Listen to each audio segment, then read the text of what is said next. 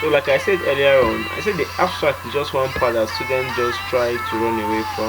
Now it's also called, aside abstract, it's also called report overview.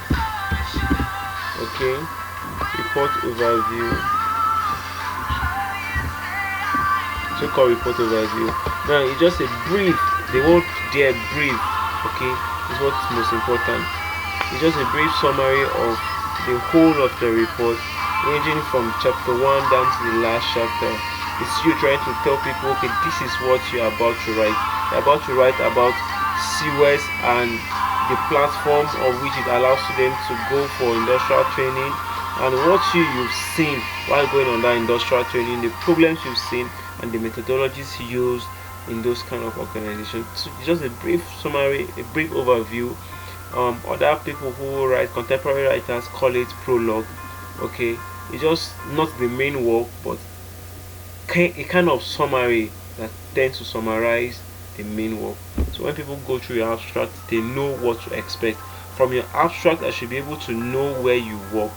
Is it that you work in a hematological lab? Is it that you work in a biorepository? Is it that you work in a molecular biology lab? From your abstract, supervisors, our lecturers can be able to tell this is where you did your IT, or in this particular aspect of the health sector. And then after abstracts, we'll have our table of content. This usually is the last thing, or just part of the preliminary page. That's why I'm putting it here. But this is the last, mostly the last part of your work. We'll explain this more in terms of explaining referencing as well. But title page is just the page that contains every title of your work.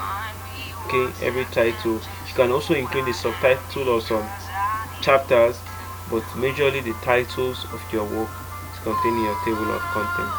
Now after the table of content, there is list of abbreviation.